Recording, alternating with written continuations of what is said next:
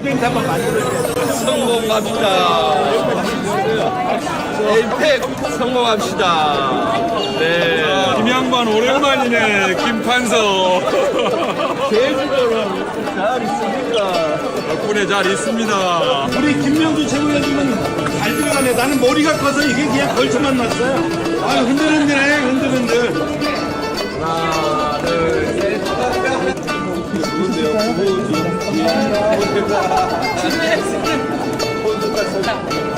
내가 전원이 딸을 시집 보내줬어.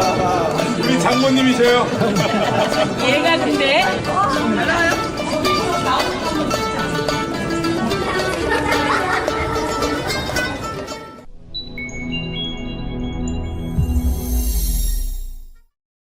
네, 주블리의 손자병법 시간입니다. 민주당의 김명주 최고위원님 오셨습니다. 어서 오십시오. 네, 안녕하세요. 오늘 한복 입고 오시지 그랬어요. 그래. 어제 어울리시더만. 네, 네, 잘 어울리죠. 그 네. 갓은 어디서 나신 거예요? 빌렸습니다. 한복점에 가서 갓까지 빌렸습니다. 그렇게 네. 이렇게 또 쓰고 네, 네. 한복 입고 이렇게 하니까 네. 또 김판서 뭐 이렇게 막 얘기도 나오는데 네, 분위기 네. 좋았죠. 네, 네, 네. 사실 어저께 한복을 입게 된 것이 국회가 어제 개원식이잖아요. 예. 개원식인데 요새 캐대헌 예.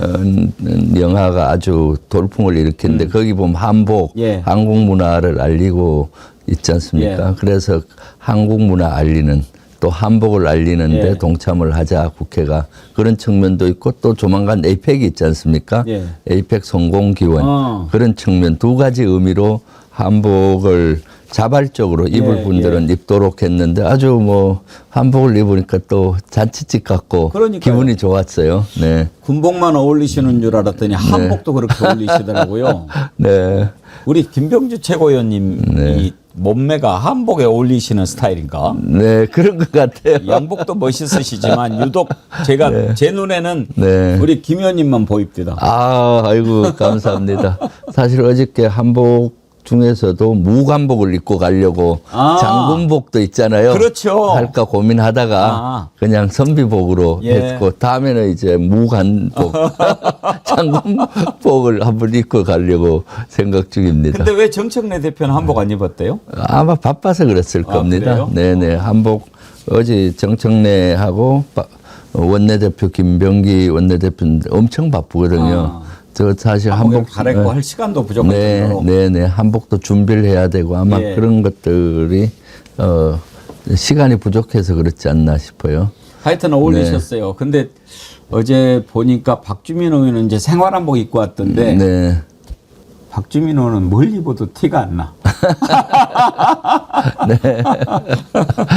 생활 한복 입고 오신 분도 몇 분 계셨어요, 사실은. 예. 네. 근데 우리 화려한 한복의 비교가 좀 차이가 있더라고요. 예. 네, 네. 또 그런 모습 이렇게 보니까 참 좋던데 이왕이면 네. 좀 여야가 다 국회의장이 그렇게 입자라고 했으니까 네. 하면은 오죽 좋겠습니까? 아, 그런데 또 그러니까요. 네. 거기에 또 상복을 입고 오니까 네. 어떻게 아이고. 네. 그러니까 거기 완전 초를 치는 거죠. 예. 어떻게 거기 상복을 입고 나올 수가 있어요. 한복 입는 이 문제에 대해서는 여야가 없잖아요. 지금 캐대헌 열풍으로 한복 열풍이 일대 국회가 솔선수범해서 이렇게 보여주면 얼마나 좋습니까? 그리고 에이펙 성공을 위한 염원은 여야가 없는 것인데 예. 거기에다가 초를 치려고 상복을 입고 나오니까 완전 기선이 제압되더라고요. 그런 느낌이 들었어요. 아, 국민의힘이 이제 갈 때가 다 돼 가는구나. 그래서 미리 상복을 입은 건가? 본인들의 운명을 그 상복으로 그 표현하는 것 아닌가라는 오히려 생각을 많이 했고, 예. 오히려 민주당은 우길성천하는 우리 대한민국의 기상, 또 이재명 정부의 성공을 예견하는 그런 것이 아닌가라고 보여지더라고요. 아휴, 자기들 뭐 지금 처지가 사실은 상가집 처지죠. 네네. 그 장도리 만평이라고 박순찬 화백이 네. 그 만평을 잘 그리잖아요. 네네. 근데 오늘 나온 만평에 보니까 그 상복 입은 것을 아주 잘 해놨어요. 한번 보십시오. 그렇구나. 이게 네. 자 가자 하고 상복을 입고 네. 그 뒤에 권성동도 뭐 나경원 이렇게 했는데 네. 저승사자가 자 가자 하고 윤호경이 저긴 전환길이죠. 네. 관을 떠매고 가는 건데 아, 저 저승사자 따라서 가라고 하십시다. 그러니까 아주 표현을 잘했네요. 예. 실제 저도 저런 느낌을 받았거든요. 국민의힘의 운명을 스스로 예측하고 상복을 입은 것이 아닌가라는 이미지였는데 주 하백분이 저렇게 그렸네요. 장도리 방평 아주, 예. 네네. 어제 그리시는 저의 분. 생각과 일치합니다. 지금 상복 입고 본인들의 운명을 향해서 가고 있는 것 같은 미리 장례식을 치르는 저런 모습 같은 예. 모습을 보여줬죠. 네. 자신들의 운명을 네. 어제 뭐 네. 예감한 듯 네. 그런 또 얘기들도 많이 하던데. 네, 그러니까 기가 팍 죽더라고요. 예. 그 안에서 아이, 분위기는 그러겠죠. 예. 그냥 통상 보면은 상복 입고 와서 사우팅도 하고 하는데 기가 죽어서 우원식 의장 그 연설하는데 아무 얘기도 못 하고 그 사우팅도 안 하더라고요. 이쪽은 막 완전히 이렇게 잔치 분위기. 네, 잔치 분이면서 이제 한류 열풍 이런 것들을 세계에 알리려고 하고 있고 그러는데 네. 예. 지난주에 강릉 다녀오셨더라고요. 네. 지금 보통 심각한 상황이 아니던데 지난주에는 어떠셨어요? 현장 네. 상황이? 사실 지난주 화요일 날 갔다 왔어요. 백운기에 네, 그러니까요. 그래서 안보 못 뵙고. 특강에서 제가 어지간하면 안 빠지는데 예. 강릉을 가기 다 때문에 이해하셨습니다. 네, 네. 빠져서 죄송한데요. 너무 심각했습니다. 그래서 사실 강릉 가뭄이 장기적으로 되면서 그 저수 오봉 저수지라고 거기가 이제 원천수를 예. 제공하는데 그때 갔을 때 15%가 커트라인이더라고요. 네. 15%가 더 내려가면은 수위가 아주 절수까지 해야 되고 한 75%까지 수돗물을 잠궈야 되는 위기가 오는데 지금 한 14%까지 네, 내려가서 아주 엄청 고통을 겪고 있습니다. 사실 강릉은 관광 예. 도시잖아요.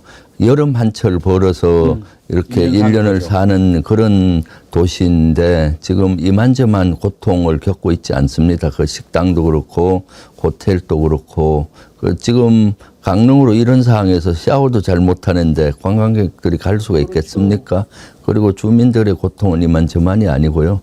또 거기에 농사 짓는 분들도 지금 그 농업수가 부족하잖아요. 그러니까 고통을 겪고 있고 이렇게 했죠. 그래서 지난주에 이런 사항들을 인지하고 사실 제가 강릉 고등학교 출신이에요. 예. 그래서 강릉에 이런 민원들이 엄청나게 올라와서 월요일 날 그 당시 정청래 대표하고 상의를 했죠. 이 지경이니까 우리가 빨리 지도부가 가서 이 뭔가 조치를 해야 된다 해서 그거 화요일 날 내려가서 했었고요. 그러면서 여러 가지 안에 대해서도 정부에 심각하다. 정부가 나서야 된다는 거를 윤호중 장관이나 환경부 장관 또 이런 데 얘기를 했고 또 이재명 대통령께서도 해외 순방 다녀오시자마자 예. 바로 가셔서 이러한 주민들의 고통, 어려움을 느끼시고 바로 그날 저녁에 그 재난 사태를 제 지역으로 선포를 함으로써 국가 총동원이 되고 있죠. 네, 천만 다행인데 빨리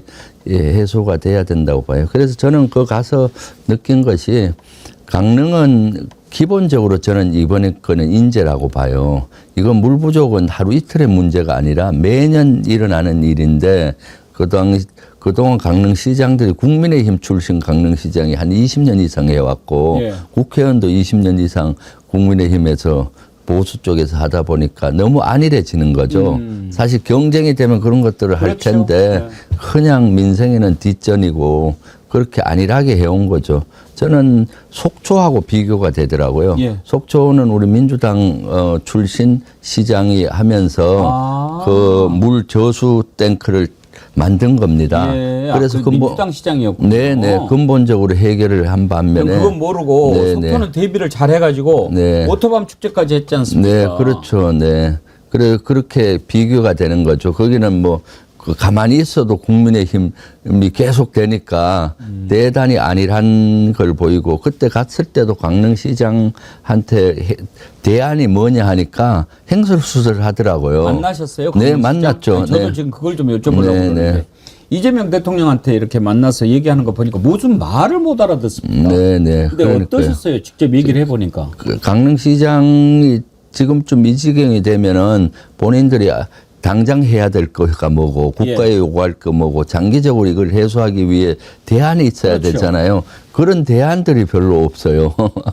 그 저수지 안에 있는 요만한 산이 있던데 그걸 깎아내서 저수량을 늘리면 된다는 거예요. 그럼 그거 깎아내는데 예산이 얼마냐니까 4천억인 거예요. 그 엄청난 예산을 들여서 깎아내면 되느냐. 대안에 어떤 저수지를 만드는데 얼마 드냐 하니까 또 일부 인원은 천억이나 500억이면 된다 그러고 또 그런 안들이 별로 없어요. 1안, 2안, 3안 이런 게 해서 지금쯤은 탁 나와야 되잖아요. 그럼요. 1안은 이런 방안이고 예산은 얼마 들고 공기는 얼마 든다. 장단점은 뭐다. 2안은 인접 저수지를 만들어서 걸어오는 방안. 3은 뭐 지하 저수통을 만드는 방안. 뭐 여러 가지. 아니면 바다 가까우니까 바닷물을 정화해서 쓰는 방안. 이런 것들을 딱 그 안을 가지고 통상 중앙정부에 건의도 하고 여당인 우리 지도부가 가면은 건의도 해서 반영을 해야 되는데 그런 안이 구체화되어 있지 않아요. 그래서 머리가 제가 나쁜 건지 생각이 없는 건지. 시장으로서 자격이 없는 거죠. 자격이 없는 사실. 거죠. 예, 사실은 역사를 통해서 수천 년 역사를 통해서 가장 지자체장이 중요한 것이 지산지수잖아요. 그럼요. 물과 산을 잘 관리해서 예. 물론 그것은 그 당시 농업국가였던 데인데 기본이 지산지수거든요. 그런데도 불구하고 그런 벌써 시장한 지가 꽤 됐잖아요. 그분은. 그런데도 강릉 인구가 얼마나 됩니까? 강릉이 한 25만 가까이 그러면 그렇게 되거든요. 큰 도시에 네. 인재가 없는 것도 아니고 어떻게 그런 사람이 시장을 하고 있죠? 그러니까요. 국민의힘에서 최종 후보가 된 거의 되는 분위기거든요. 거기는. 근데 그 전 시장을 네. 권성동이 뭐 갈아치웠다 그런 얘기도 네, 있대요. 네. 그 전 시장은 김한근 시장이라고 있었는데 나름 뭐 노력은 했다고는 하더라고요. 그런데 본인이 못 이루었다고 하는데 권성동 의원이 또 교체를 하는데 뒤에서 영향력을 행사한 걸로 그렇게 알려지고 있거든요. 네. 하여튼지 진짜 잘 뽑아야 돼요. 네. 그 시장 하나 잘못 뽑으니까 강릉 시민들이 얼마나 큰 고통을 겪고 있습니까? 네. 강릉은 특히 물 부족이 이것이 될 수밖에 없습니다. 왜냐하면은 대관령에서 예. 급격히 떨어지잖아요. 대관령에서 여기 바닥까지 한 10에서 20km밖에 안 됩니다. 그럼 물줄기가 아주 짧거든요. 그러니까 물이 내리면 바로 바다로 빠지는 구조로 돼 있죠. 대부분 도시는 수십 킬로, 예. 수백 킬로의 물줄기가 있고 계곡물이 해서 계곡물을 받기가 쉬운데 거기는 대관령에서 내려온 물줄기가 짧기 때문에 바로 흘러가는 경우가 많아서 이러한 다양한 대책을 세워야 되는 그러니까 거죠. 물막이 댐을 만들어서 네. 가둬야지요. 네, 네. 근데 그러니까. 속초는 그걸 했다는 거 아닙니까? 네, 그렇죠. 그런데 이건 뭐 그냥 흘러가면 흘러가라 하고 있는 거죠. 네, 예. 그러니까 지도 따라서 흘러가 버려야죠, 이제는. 네, 그러니까요. 그런 아쉬움이 있었고요. 그래서 제가 어제 최고위회의에서도 다시 한번 얘기를 했는데, 지금 생수 보내기, 예. 더불어 생수 보내기 운동을 지금 벌리고 있거든요. 물론 국가 총동원체계로 가서 인접 도시에 있는 소방차라든가 이런 게 동원이 돼서 물을 충원하고 있지만은 식수라든가 이런 게 절대적으로 부족하거든요. 그렇죠. 그래서 생수를 좀 우리 많은 분들이 보내주셨으면 좋겠고요. 또 지역에 가서 들어봤더니 생수는 이렇게 2리터짜리 예. 이왕이면 큰 통으로 보내주면은 나중에 플라스틱 그 문제도 적고 예. 요 적은 물통이 아니라 이 2리터짜리 큰 통으로. 거를 좀 많이 보내주시면 좋을 것 같아요. 예, 예. 네네. 그래서 지금 우리가 위기에 강한 우리 국민들 아닙니까? 여러 가지 상품 백화점 무너졌을 때라든가 태안 기름 유출 사고라든가 또는 코로나 때 온 국민들이 모여서 이런 위기를 극복했듯이 강릉에 이제 그 시민들이 너무 고통을 많이 겪고 있으니까 예. 많은 우리 시청자 여러분들도 생수 보내기 운동에 좀 동참을 예. 해서 강릉 시민들의 애로를 좀 풀어주셨으면 좋겠다. 알겠습니다. 그래서 더불어 온정의 생수 보내기 예. 지금 저 캠페인을 벌리고 있거든요. 네. 그렇죠. 강릉 시민들 너무나 고통이 심각하죠. 물이 제일 중요한데. 네. 예. 하여튼지 시장 하나 잘못 만나가지고 강릉 시민들이 너무나 고통을 겪고 있는데 안타깝습니다. 네. 권성동은 이제 국회에서 체포동의안 표결하게 되지 않습니까? 네, 네. 국회에 접수는 됐다고 그러는데 네. 표결 날짜는 잡혔습니까? 11일 날 할 것 11일 날. 같은데요. 네, 예. 11일 지금 좀. 네. 본인이 체포 예를 들어서 뭐 불체포 특권 포기하겠다고 서약까지 하고 그랬으니까 네. 대개 그 체포 동의안 올라오면 네. 본인이 국회에 나가서 이렇게 신상 발언하고 살려주세요 이렇게 이야기하잖아요. 네, 네. 권성동은 그 얘기 못하겠죠? 그렇죠. 본인이 뭐 처분에 맡기겠죠? 네, 그렇겠죠. 어떻게 처분하실 건지 대충 의견이 좀 나옵니까? 그것은 뭐 그냥 자발적으로 놔둬도 체포 동의안에 가결되지 않을까요? 사실은. 아니 그 정도. 근데 저는 큰 절하고 돈 받아 먹은 것도 네. 벌을 받아야 마땅한 죄지만 네, 네. 아이 세상에 통일교 한학자 총재가 카지노 가서 뭐 이렇게 600억인가 그러니까요. 뭔가 했다고 하는데 그 정보를 입수해 가지고 네. 먼저 통일교에 알려주고 야 너네 총재 카지노 하시냐 지금 압수수색 들어갈지 모르니까 대비해라. 어떻게 그렇게 할 수가 있습니까? 그러니까요. 국회의원이? 네, 그러니까요. 또 그 권성동 의원이 검사 출신이고 하다 보니까 아마 커넥션이 많은 것 같아요. 경찰 쪽까지. 그래서 그런 정보를 미리 참 영화에나 보는 내용들이잖아요. 영화에 보면 부패함 뭐 정치인이나 검사 출신이나 뭐 이런 사람들이 알려주잖아요. 경찰이나. 그런 전형을 진짜로 전 영화에서나 이루어지는지 알았더니 정치권에서 이루어지는 걸 보고 야, 참 너무 한심하고 어이가 없구나 생각이 들더라고요. 그건 국회의원이 아니라 양아치라고 그럽니다. 네, 양아치. 네. 어떻게 그렇죠. 그런 짓을 합니까? 그럼요. 네. 아이고 참. 그러니까 그만큼 또 통일교와 관련성이 깊다는 거 아니겠습니까? 예. 네, 깊으니까 미리 파악해서 알려주고 마치 통일교의 끈앞풀처럼 이렇게 행동하는 모습으로 보여지는데 너무나 한심하고 국회의원으로서 도저히 해서는 안 되는 그런 행동이죠. 당내 관련해서 궁금한 거 한두 가지 좀 여쭤보고 또 중요한 거를 오늘 좀 짚어볼 텐데요. 먼저 어제 민주당 법사위원들 이제 조국신당 같이 윤석열 구치소 그때 체포영장 집행 거부하는 거 CCTV 열람하고 오지 않았습니까? 네, 네. 혹시 어제 이렇게 전해진 건 말고 오늘 아침에 다녀온 분이나 뭐 최고위원회의에서 좀 얘기 나온 게 있습니까? 어제 갔다 온 분들 얘기를 들으니까 예. 뭐 그것이 방송에 나와서 얘기하는 그런 정도로 얘기를 하더라고요. 실제 1시간 이상 지켜봤고 보니까 속옷바람으로 이렇게 예. 또 말을 막 놓고 반말 찍고 반말. 원래 그자는 뭐 아니 거기 수색영 체포하러 온 사람들에게 사실 누가 되든 반말하면 안 되잖아요. 걔는 반말 입에 밴 것 같아요. 그러니까 반말. 바이든한테도 반말하잖아요. 네. 저 새끼 쪽팔려서 어떻게? 그러니까 반말하고 뭐 참 너무 창피하다 그러더라고요. 그거 보니까 얼굴 예, 뜨겁고. 예, 예. 그래서 오히려 국민들께 공개를 하면은 우리 진짜로 세계 창피 다 당하겠다. 그래서 공개가 좀 적절하지 않을 것 같다 하더라고. 하도 얼굴이 뜨겁고. 오히려? 네네. 예. 그 전직 대통령이 그 속옷 입은 모습으로 땡깡 부리는 이런 모습 진짜. 세계적으로 오히려 그게 공개가 되면은 네. 오늘 그 일부에서 저희가 투표를 했거든요. 네네. CCTV 공개를 할까요? 하는 게 좋을까요? 안 하는 게 좋을까 했더니 93%가 공개해야 된다 이렇게 네. 나왔거든요. 아, 네. 그리고 이제 7%가 이건 전 나라 망신이다 네, 그렇게 네. 하는데 그러면 그 말씀을 듣고 최고위원님 개인적으로는 어떻게 하는 게 좋겠다고 생각하십니까? 저는 공개해야 된다고 봐요. 왜냐하면 그 속옷 밑에 부분은 좀 가리더라도? 가리면 되잖아요. 예. 왜냐하면 이것은 이미 논란이 된 것이고 또 실제 논란이 되고 그쪽에서도 뭐 법적 조치를 하니 뭐 이렇게 나오고 있잖아요. 윤석열 측에서도. 그러기 때문에 국민들이 판단하게 이것이 얼마나 나쁜 거고 또 법치국가에서 모든 사람 평등해야 되는데 법 앞에 전직 대통령이라고 특혜를 주고 하면 안 되잖아요. 그래서 공개를 해서 다시는 이런 일이 없어야 되겠다. 그 대신 있는 그대로 하게 되면 너무나 세계적인 예. 창피가 되니까 속옷 이런 팬티 이런 부분은 좀 가리고 전체적인 그림은 볼 수 있잖아요.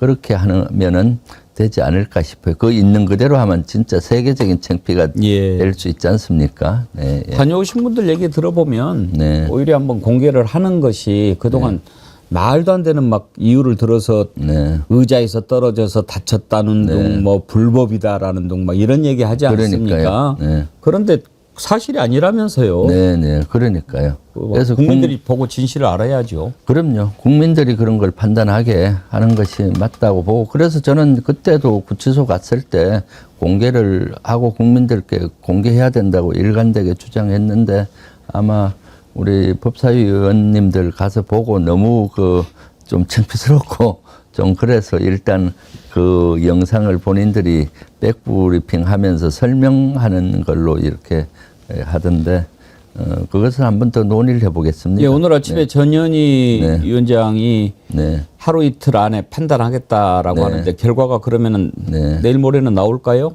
네, 한번 가서 예. 지도부에서도 한번 논의가 좀 필요할 걸로 보입니다. 네. 그다음 거 여쭤보기 전에 지금 아까 더불어 생수 온정의 생수 캠페인 얘기하셨잖아요. 네. 생수 보내는 방법을 알려주라는 글이 엄청나게 많이 올라오는데 어떻게 보내면 될까요? 네, 그곳은 지금 제가 안 갖고 왔는데 예. 강릉시 사이트에 들어가도 있을 것 같고 아, 강릉시 제가 사이트에? 주소를 우리 민주당 쪽에는 민주당 지역위원회에 보내달라고 하더라고요. 예. 그곳은 나중에 좀 댓글로 올려드리겠습니다. 예, 지금 예. 제가 주소를 정확히 안 갖고 왔는데, 아. 네네. 네. 그 강릉시 사이트도 있고 민주당 사이트도 네. 있고 네, 민주당 지역위원회에서 요청이 왔는데 아. 그 주소가 있더라고요. 보내는 주소. 지금 알겠습니다. 여기, 네, 못 갖고 혹시라도 왔는데. 우리 네. 제작진이요 네. 그 사이트 네. 찾으시면 네. 한번 띄워주십시오. 지금 생수를 어떻게 보내면 되나요?라고 네, 물어보시는 분들이 아주 많으신데요. 아, 네. 저희가 파악이 되는 대로 띄워드리도록 하겠습니다. 이렇게 네.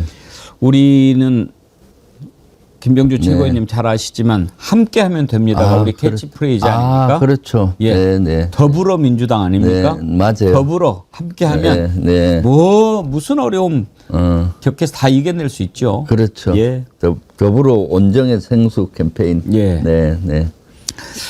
두 번째로 궁금한 것은 지난번에 한덕수 구속영장 기각된 뒤로 이제 직위원 악몽이 되살아나면서 네, 네. 이거 내란 특별재판부 설치해야지 사법부 믿고 있다가는 그렇죠. 큰일 나겠다 네. 이런 여론이 많지 않습니까? 네.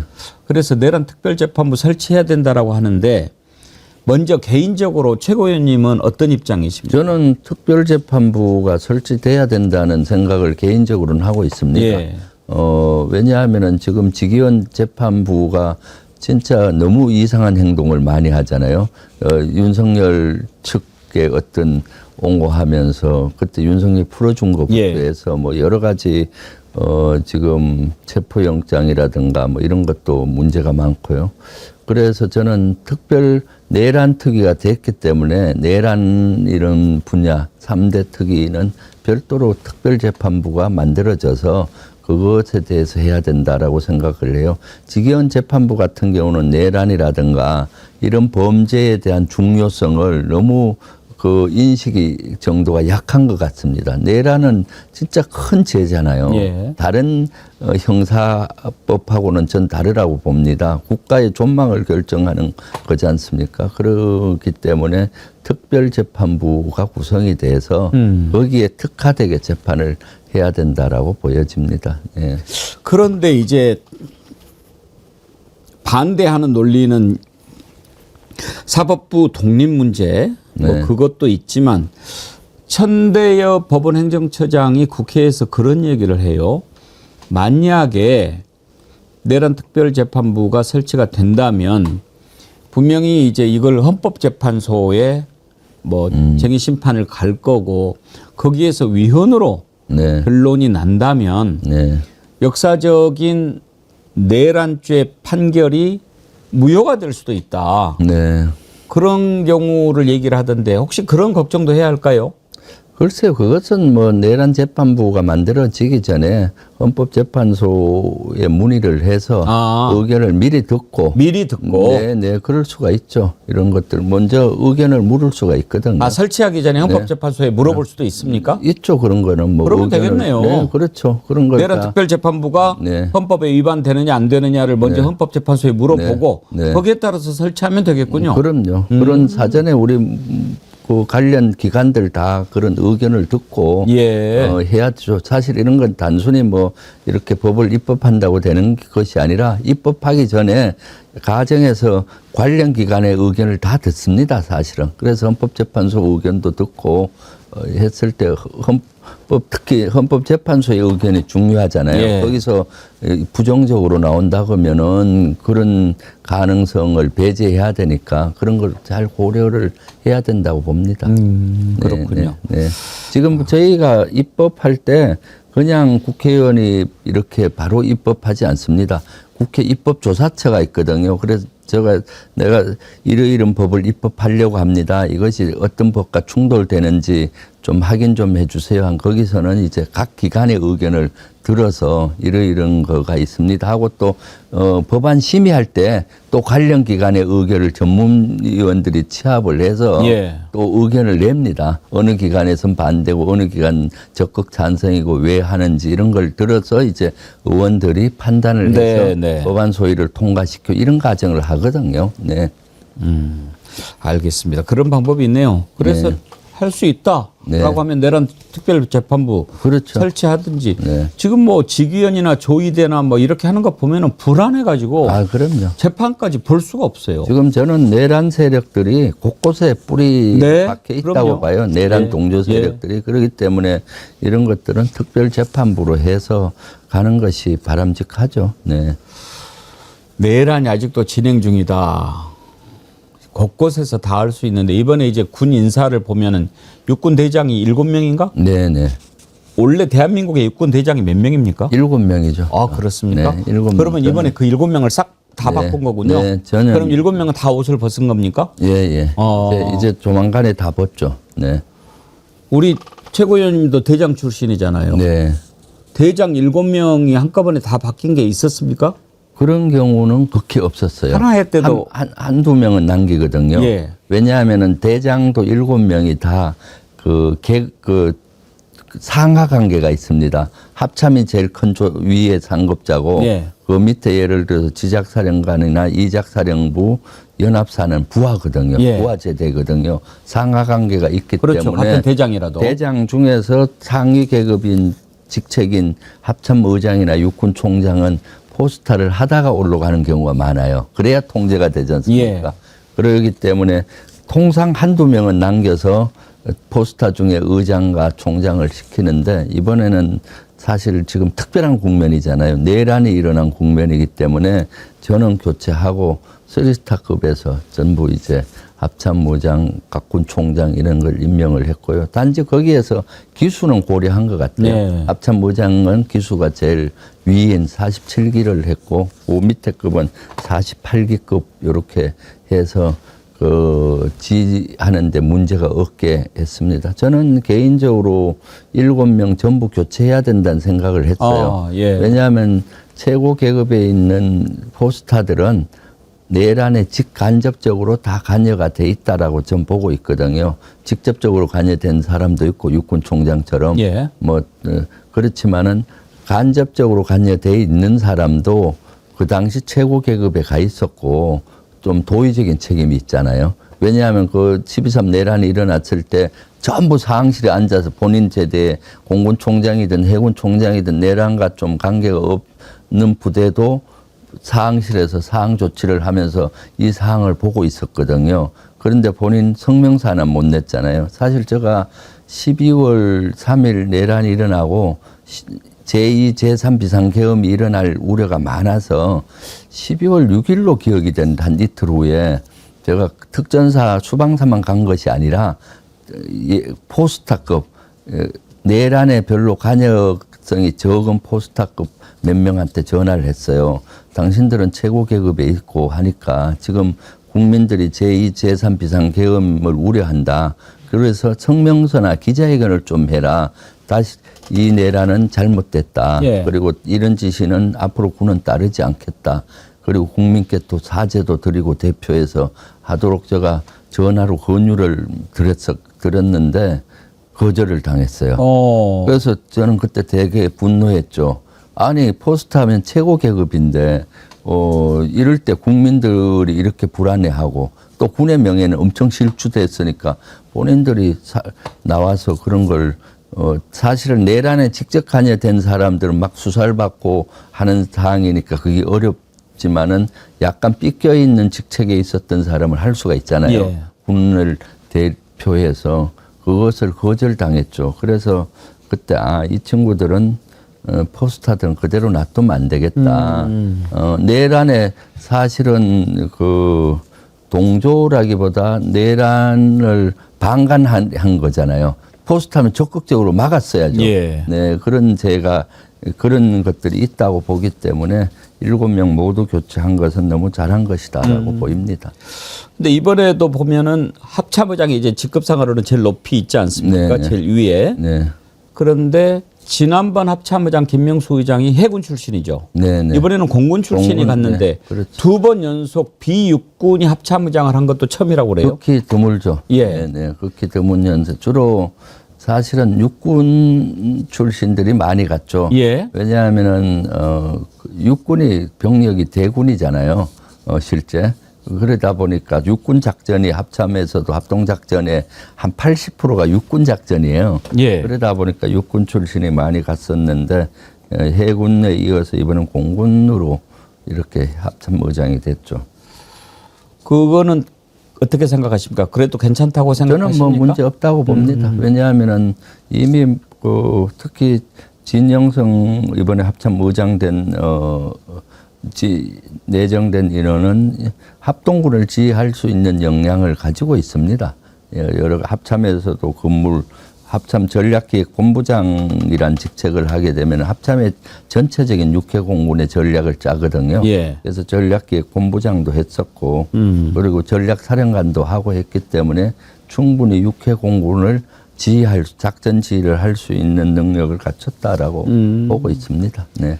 또 하나 재밌는 게 이번에 진급한 공군 대장들이 다 또 블랙이글 출신이라고 그러더라고요. 아, 그래요? 예. 네, 네. 그건 몰랐는데. 그리고 공군 참모총장 이번에 된 손성락. 예.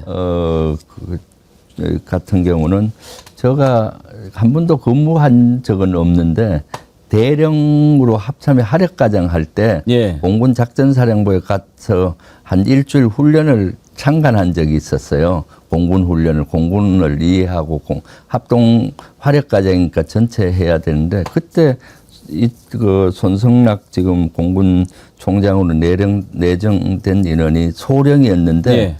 아주 군계 일학처럼 눈에 띄더라고요. 그래서 내가 보니까 자네가 가장 공군에서 똑똑한 것 같다. 제가 대령 때 인정을 했거든요. 그때 알아보셨구나. 그 다음에 가끔 만나면은 예. 자주는 못 봤는데 예. 한 몇 년 후에 보니까 또 대령이 돼 있고 와, 너 똑똑하더니 대령이 돼 있구나.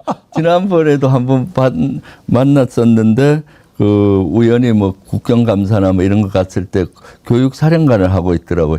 야, 공군이 인재를 알아보는구나. 내가 한 20년 가까이 전에 인정했는데 이렇게 예. 됐는데 이번에 보니까 딱 공군 총장으로 내정이 돼 있어서 그래서 제가 우스갯소리로 저희 비서진한테 야, 내가 대령 때 인재를 알아봤다. 그게요. 저는 그 말씀 들으면서 어떤 생각이 드냐면 우리 최고위원님 역시 사람을 알아보는 눈이 있으시다도 있지만 이런 것도 있을 거예요.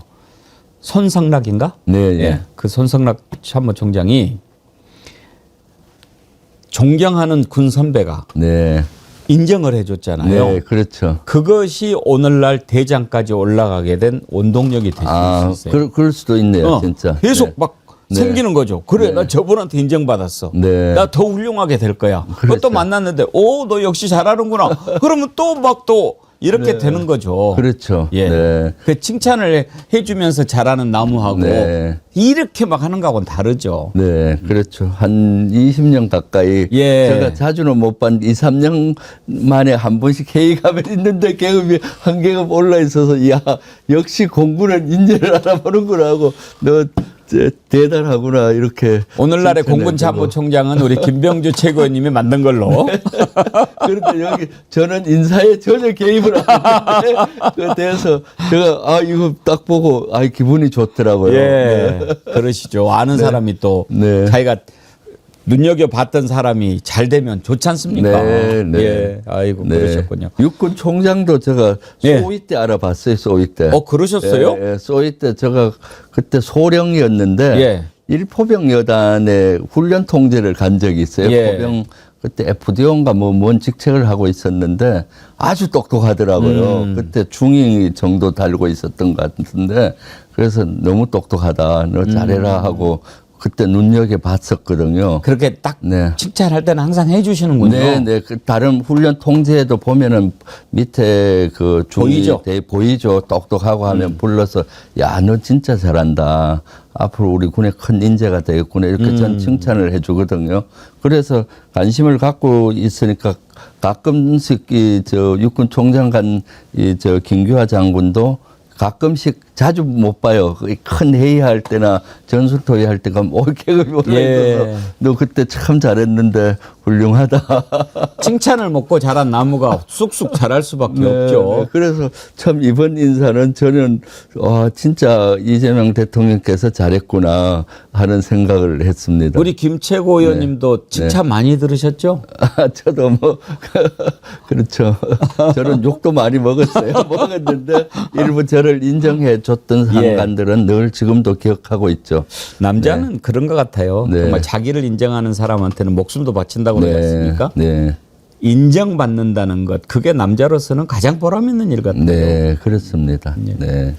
아이고, 또 그런 인연들이 있고 그걸 그러니까요. 들으니까 재밌네요. 아, 그러니까 제가 소령 때 중인이라 그랬는데 눈에 띄어서 그 눈에 띄니까 나중에도 그 동기급에서 자꾸 보이잖아요. 예, 어떻게 예. 만남 또 칭찬을 해주고 이렇게 했던 걸로 기억이 나서 제가 어제 인사를 딱 받아보고 깜짝 놀랐어요. 이놈이네. 입이 잘된 나무는 떡잎부터 안다 예. 하잖아요. 제가 떡잎부터 알아봤는데 아, 성락이네. 아, 호복이네. 아, 동길이네. 뭐 이런. 제가 만약에 그래서 어저께 그 생각을 했어요. 국방부 장관 참 잘 안 갔다. 갔으면 오해받을 아, 그렇죠. 아, 또 뭐 김병주 뭐 사단 만든다. 뭐 그런 얘기 나오죠. 오해받을 뻔했잖아요. 오히려 근데 참 알면 인사하기가 더 불편해요. 그렇죠. 예. 그런데 전혀 모르는 상태에서 쓰리스타가 얼마나 많습니까? 예, 쓰리스타 많거든요. 그래서 포스타는 저는 다 연관이 있어서 안 된다는 생각을 했었는데 딱 발표를 포스타 제외됐다 그래서 잘 됐구나 생각을 했었고, 네. 아는 사람이요. 네. 또 안 시켜주잖아요. 네. 그럼 또 섭섭해요. 그렇죠. 네. 그래서 저 아는 처지에 너무하십니다. 뭐 내가 저놈보다 더 못하는 것도 없는데 네, 네. 그런 마음 들거든요. 그러니까요. 네. 저도 인사 때 아픔을 겪어봐서 압니다. 그러시죠. 맞아요. 아는 분이 예. 안 시키면 그거 아니, 진짜. 표본이 됐으니까 네. 당연히 내가 되겠지 했는데 네. 패스를 해요. 그러면 네. 뭐야 옛날에 그렇게 뭐 칭찬해주고 뭐 잘한다고 그래놓고 막상 결정적일 때는 나를 빼? 막 그러니까요. 이렇게 섭섭한 마음이 생기죠. 그런데 중요한 것은 김규하 육군 총장이 손성락 해군 공군 총장 임명된 두 사람은 저하고 같은 제대에 근무한 적은 없어요. 예. 제가 훈련을 가서 통제를 한다든가 했던 관계니까 이런 에피소드를 아는 사람은 없을 겁니다. 예. 아이고 또 인사 가지고 또 재밌는 얘기 했네요. 오늘 참 이거 하나 더 여쭤보고 중국으로 가야 되겠네. 지난주에 못 오셔가지고 네. 제가 이재명 대통령 그 일본 미국 갔다 온 것에 대해서 여쭤보고 싶었던 게 있었는데 못 여쭤봤거든요. 네. 이번에 이재명 대통령이 트럼프 만나러 갈 때 협상의 기술 그 책을 다 이렇게 보고 네. 가셨다는 거 네. 아닙니까? 그래서 역시 우리 주불리께서 네.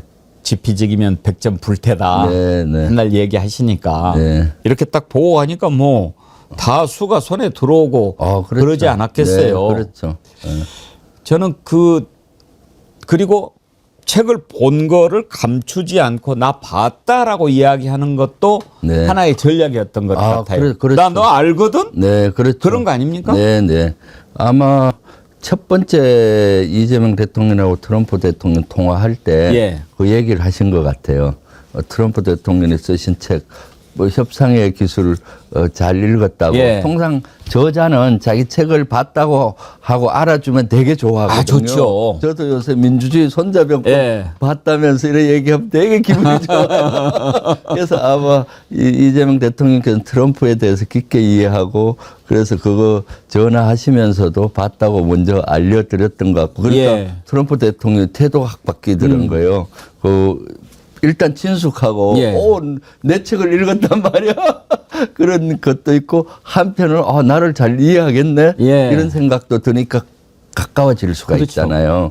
그리고 이제 이번에 대면으로 만났을 때도 그런 것들이 이재명 대통령께서 3시간 전에 예를 들면 SNS에 트럼프 대통령 막 그런 거 올렸을 때도 흔들리지 않으셨다 그러더라고요. 그 비서실장이 보고하니까 표정이 전혀 우려하는 표정이 아니더라. 이미 술을 아니까요. 트럼프 대통령은 군기 잡는다든가 앞에 확 그 큰 걸 치고 얻으려고 하는 협상의 방법으로 했겠다라는 걸 이미 간파하셨을 겁니다. 그러니까 변화가 없는 거고요. 저도 사실 이재명 대통령께서 대표 시절에 트럼프의 전략을 한마디로 요약하면 이겁니다 하고 여러 번 말씀했었어요. 머리 드러넣기 전략의 명수다. 머리 드러넣기. 한 발 전략엔 2개가 있어요. 협상 전략에는 한 발 드러넣기 전략이 있고 머리 드러넣기 전략이 있는데 한 발은 아파트에 들어가서 물건을 팔려고 할 때 발이 한 발 들어가야 되잖아요. 일단은. 문을 안 열어주잖아요. 일단 한 발 들어가면 2발 들어가고 2발 들어가면 소파에 앉고 그러다 보면 물건을 파는 거예요. 그러니까 예를 들어서 남에게 10억을 빌린다고 할 때 또는 1억을 빌린다고 할 때 형한테 예를 들어서 1억을 좀 빌려야 돼요. 그러면은 통상 머리 한 발 드러넣기 전략해요. 형 내가 사업이 말이야 이렇게 안 돼서 1,000만 원만 빌려줘. 그럼 1,000만 원 적으니까 빌려주잖아요. 그럼 다음에 와갖고 아우 형 1,000만 원만 있으면 회복할 것 같아. 그러면서 이제 점점 올라가는 것이 한 발 드러넣기 적은 것부터 하나하나 올라가는 거예요. 근데 예를 들어서 형이 그런데 잘 안 말려든다 하면 1억을 빌릴 때 형 5억 빌려줘 하는 거예요. 거기에. 야 인마 내가 5억이 어딨냐.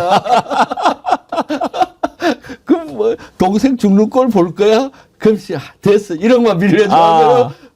액수가 갑자기 적어지잖아요. 그게 머리 큰 걸 요구하는 거예요. 머리를. 그러니까 트럼프는 제가 일기 때 분석해 보니까 2개를 원할 때 항상 10개를 먼저 요구해요. 10개를 팡 치고 난 다음에 이제 2개를 얻는 거예요. 그럼 10개를 치니까 막 당황하잖아요. 그러면 이제 거기에 수에 말려드는 거죠. 그런 말씀을 저도 이재명 대표 그 당시 시절에 많이 했었는데 이미 이재명 대통령 그 해외 순방 가시기 전에 보니까 그런 것들을 완벽히 깨고 계시더라고요. 그러니까 아마 이번에 한미 정상회담이 진짜로 압도적으로 성공한 이유가 그냥이 아니라 이재명 대통령의 노력, 사전에 철저한 준비 이런 것들이 빛을 봤다라고 저는 생각을 하고 진짜 존경스럽더라고요. 그렇죠. 책을 이번에 아예 딱 그 책을 갖고 가도 좋았을 텐데 제가 방글라데시에 가난한 사람들을 위한 은행가라고 노벨 평화상을 받은 닥터 유누스 총재라는 분이 있거든요. 아주 그 가난한 사람들한테 소액 대출을 해가지고 자립 기반을 마련해 주는 건데 이분을 인터뷰하러 가는데 그 가난한 사람들을 위한 은행가라는 책이 우리나라로 번역된 게 있었어요. 그 책을 갖고 가가지고 인사를 하면서 내가 이 책을 잘 봤습니다. 사인 좀 해주세요. 그렇게 해서 시작했더니 얼마나 인터뷰가 수월하게 풀렸는지 몰라요. 내 책을 한국에서 번역한 책을 읽고 왔구나. 그러니까 아주 착착착착 인터뷰가 잘 풀렸어요. 그러니까요. 그래서 사실 책 저자는 자기 책 알아주는 거예요. 우리 제가 손자병법 그 책 정독하고 나서 한 2억 군데 이렇게 좀 교정을 했으면 좋겠다 했는데 보셨죠? 그럼요. 이 정도로 교정까지 얘기하니까 제가 감동했습니다. 그렇게 하시는 분 많지는 않거든요. 다 읽어보고 교정할 정도 몇 번 읽어봤다는 거 아닙니까? 아주 대단합니다. 그렇게 읽을 수밖에 없게끔 네. 참 좋은 책이라서 네. 이제 나중에는 한번 그 전체적인 손자병법 원문까지 네. 손으로 한번 필사해가면서 읽고 싶은 마음이 들었어요. 네. 아이고, 감사합니다. 예. 그 이번에 한미 정상회담 끝나고 나서 이제 나온 건데 오늘 뜬 게 우리 국방비를 GDP 2.4에서 3.5%로 늘린다. 네. 이렇게 발표가 됐어요. 네. 일단 나토는 5%로 지금 하지 않았습니까? 거기에 네. 비해서는 낮은 네. 거지만 지금 2.4에서 3.5%로 늘리면 한 30조 드는데 네. 이 정도 수준은 어떻게 생각하십니까? 저는 뭐 그것이 주로 이제 R&D라든가 연구 개발 쪽으로 많이 갈 거라고 보고 있거든요. 또 장병 복지하고 예, 장병 복지하고 지금이 사실은 위기를 기회로 바꾸면 된다고 봐요. 그래서 3.5%를 합의했다 하더라고요. 그리고 이재명 대통령께서도 국방비 증액하겠다라고 말씀을 하셨고, 왜냐하면 지금이 대변혁 시대잖아요. AI 기술, 뭐 로봇 기술, 뭐 이런 것들.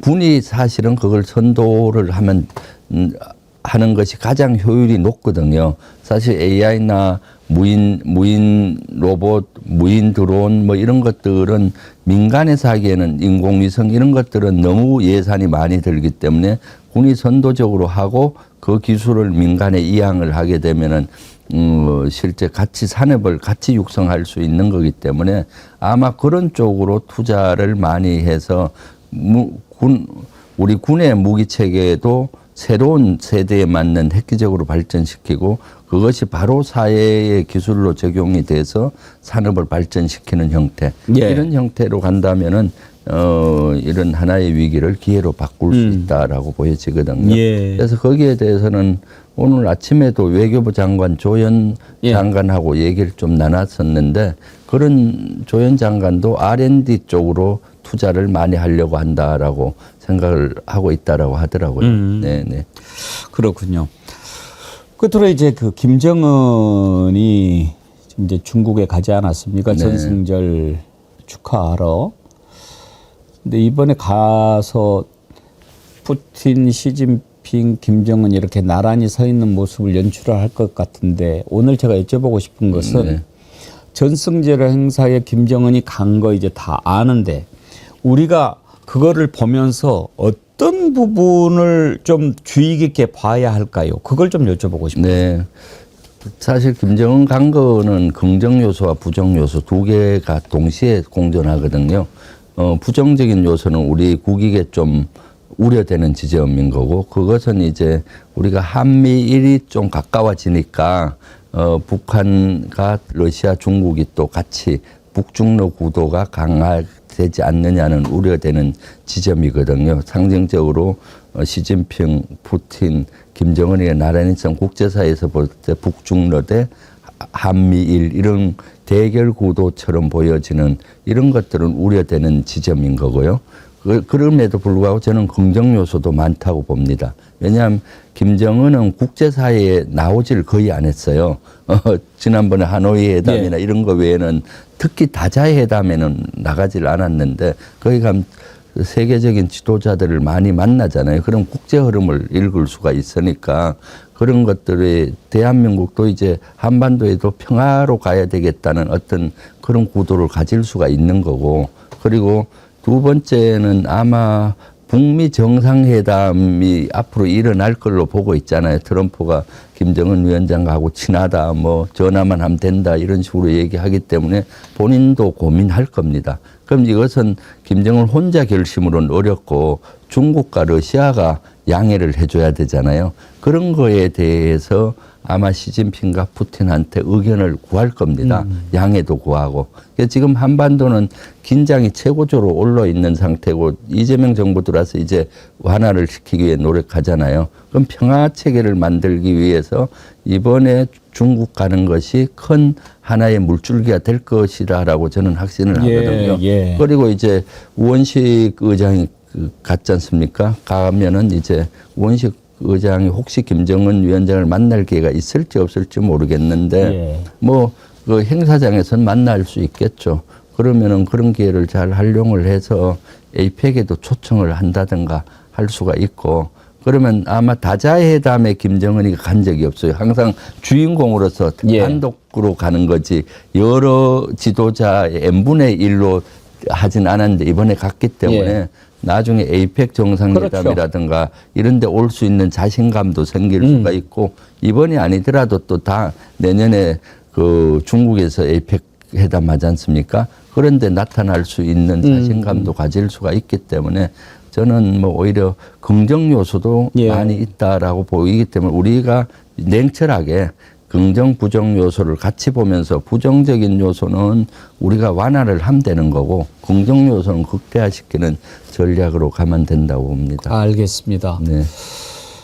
이제 이번에 김정은 방중 성과는 다음 주에 한번 짚어보기로 네, 하고 네. 오늘 어떤 부분을 좀 주의 깊게 볼까 네. 한번 여쭤봤는데 말씀 잘 들었습니다.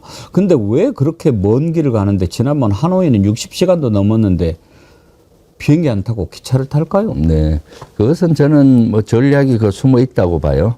왜냐하면 이슈를 계속 이어갈 수가 있잖아요.